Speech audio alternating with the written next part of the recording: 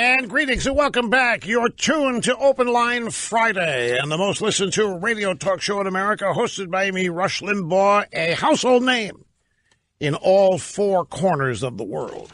So look what has happened. Robert Mueller was named a special counsel to find collusion between Donald Trump and Russian agents. We now know that Robert Mueller is targeting the wrong guy. We now know the special counsel investigation is looking at the entirely wrong place. The special counsel needs to be focused on the Hillary Clinton campaign, not the Trump campaign. The special counsel needs to be focused on the figures at the DOJ and the FBI who participated in this. The special counsel needs to be trying to run down Christopher Steele and where he is and how he was actually chosen and enabled to do this. And then we need to track down the actual Russian agents that Steele spoke to prepare this phony and fake dossier, none of which has been corroborated.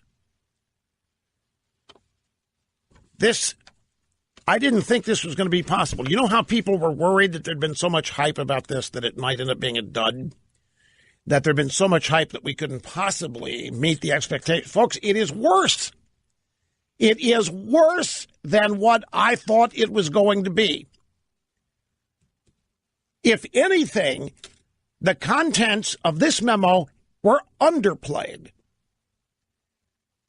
They have not been overplayed. It is astounding. And now that I know what's in this memo, you know what's even more curious to me is that the FBI and the DOJ and the swamp didn't make a greater effort to suppress this. I've been studying CNN today. CNN is the place to go to find out how the deep state, how the establishment is going to counter this. And their only headline has been Trump allows its release in defiance of FBI and justice officials. So CNN figures the best way to battle this is to try to position Trump as somebody refusing to listen to the professionals and the great patriots at the FBI and the Department of Justice. That's all they've got. I wonder if these people, the people inside the Beltway, people in the establishment, they don't really have a connection outside. They don't really have an understanding, particularly the people who voted for Trump, but they don't have an understanding of a large swath of the American public, primarily because they don't want to. There's generally a contempt. The ruling class down. Look, and it's illustrated by Pelosi. Look at Pelosi talking about the tax. It's just crumbs. She doesn't even know that a $2,500 bonus and $1,000 is real money to a lot of people. To her, it may be crumbs. But to sit there and act the way they did during the State of the Union speech, petulant, childish, all to satisfy the lunatic fringe of their base, and then to try to blow up the burgeoning, roaring economy by saying it's peanuts and chump change. These people are not in touch with the vast majority of people in this country that make this country work. And I think that explains why a more serious effort to prevent this release was not undertaken. If these people had any idea how this is going to be seen, perceived, how this is going to register, there's no way they would have wanted this out. And I actually think that some of these people have been making a big show of not wanting it out, really have wanted this memo out because they think that it's going to look bad on Trump. They think they can make Devin Nunes look like a lunatic idiot. They are totally misreading this.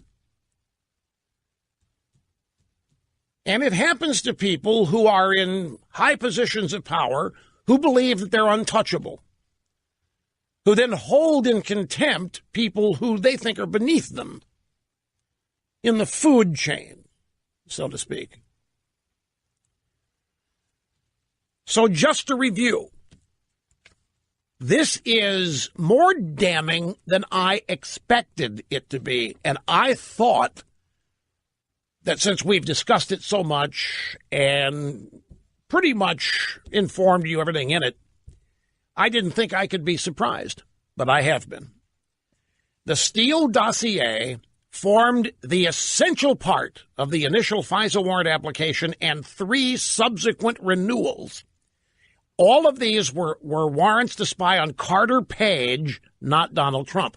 But to spy on Page means to spy on where he is. If he's in Trump Tower, you surveil wherever he goes.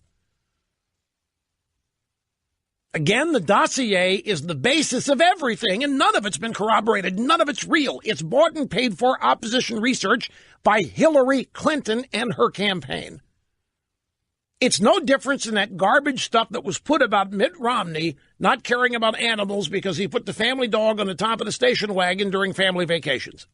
It's no different than an ad that was run claiming Romney didn't care about people because the wife of one of his employees died from cancer and Romney didn't care. It's no different than any of that sick opposition research. And it's no different than Harry Reid standing up and saying, friends of mine have told me that Romney hadn't paid taxes in 10 years. This is no different. It's just as made up. It's just as absent fact.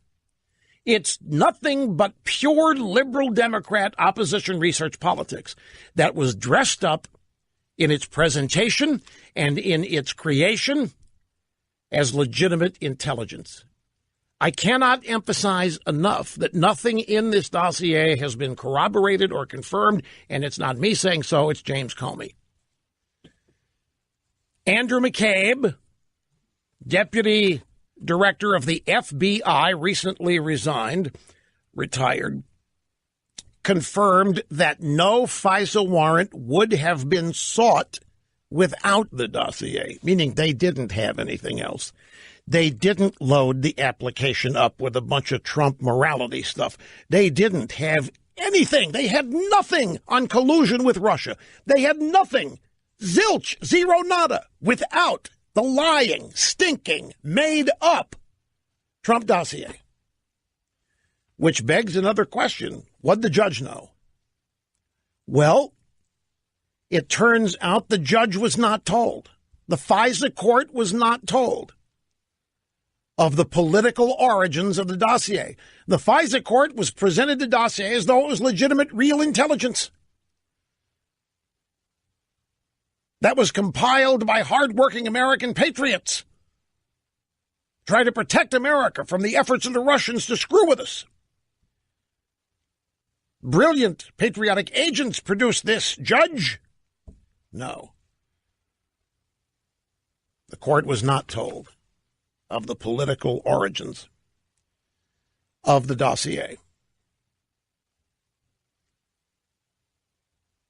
nor in the resulting applications for renewal. The court was not told of the political nature, origins of the dossier. Bruce Orr, OHR, official Department of Justice, met with Steele, who made up the dossier in the summer of 2016, and told DOJ that this guy's biased. This guy hates Trump.